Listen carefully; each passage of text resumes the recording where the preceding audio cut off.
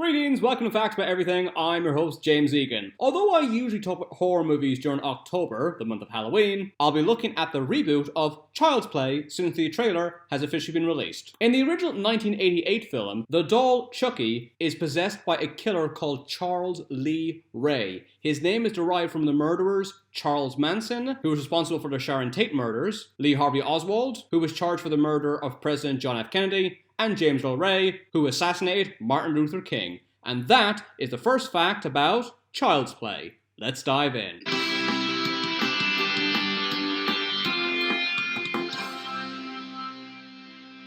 Brad Dourif provides the voice of Chucky in the Child's Play franchise. You mean I have to live out the rest of my life in this body? You got me into this, you get me out! If he didn't accept the role, it would have gone to John Lithgow. I know Chucky is a serial killer, but John Lithgow was probably too demented even for them. Mr. Potato Man is all the company I need, right?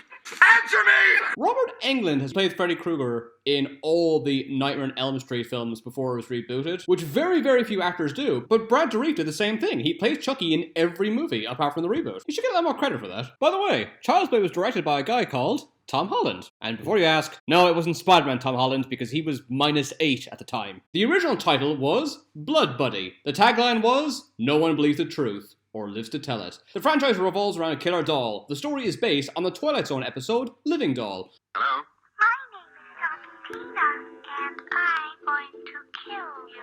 By the way, that episode of the Twilight Zone is probably scarier than the entire Child's Play franchise. That reminds me, the Twilight Zone reboot is coming out soon. I did a video about the Twilight Zone. I'll leave a link at the end of this video if you want to check that out. Child's Play 2 came out in 1990. The film concludes in a factory. The ending was originally written for the previous movie. The film was meant to open with a court hearing to explain the events in the previous film. Elements for this idea were used for Curse of Chucky. We'll get to that in a minute. Child's Play 3 came out in 1991. This film came out faster than almost any sequel. It came out only 9 months after Child's Play 2. Child's Play 3 is considered to be the worst film in the series because it was rushed. Brad Dourif feels the same way. Peter Jackson nearly directed this film, which is odd because Brad Dourif got to work with Jackson on the Lord of the Rings trilogy. Dourif plays Saruman's lackey, Grima Wormtongue. Bride of Chucky came out in 1998. This is Brad Dourif's favorite film in the Child's Play series. The tagline is, Chucky gets lucky. This is the first film in the series not to use the word Child's Play in the title. This makes Child's Play one of the very few franchises that does not have a consistent name in the title of each movie. When Chucky is asked how he became a doll, he says, if it were a movie, it would take 3 or 4 sequels to do it justice. This is an obvious reference to how horror films tend to have a slew of sequels, including this series. Seed of Chucky came out in 2004.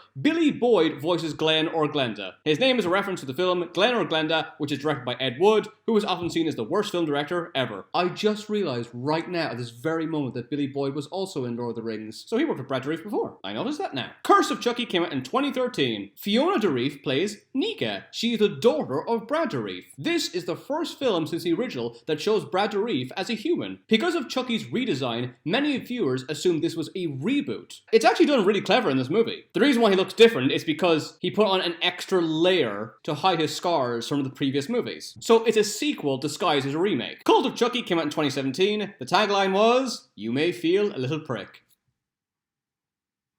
I see what you did there. 2 weeks before Cult of Chucky was officially released, the entire film was leaked on YouTube. There are multiple Chuckies in this film. The crew gave them subtler differences to differentiate them in the film. The crew nicknamed the dolls Evil Dead, Edwardian, Ragamuffin, and Buzzcut. And let's finally look at the 2019 reboot of Child's Play, which revolves around an AI unit that becomes self-aware rather than a possessed doll. In the original series, Chucky was a good guy doll. In this film, he is a buddy doll. The original directors, writers, and actors have expressed their disinterest in the movie. Hey, supportive! And finally, this is the first film in the series not to star Brad Dourif. Wow, he looks really like Tommy Wiseau there.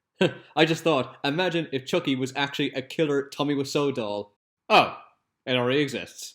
How utterly terrifying. Thanks for watching, don't forget to subscribe. Please let me know if there's any other horror films you want me to do a video about, and I'll upload it as soon as possible. To learn more facts, check out my books. They're available on Amazon, on paperback, and Kindle. Thanks for watching. See you again.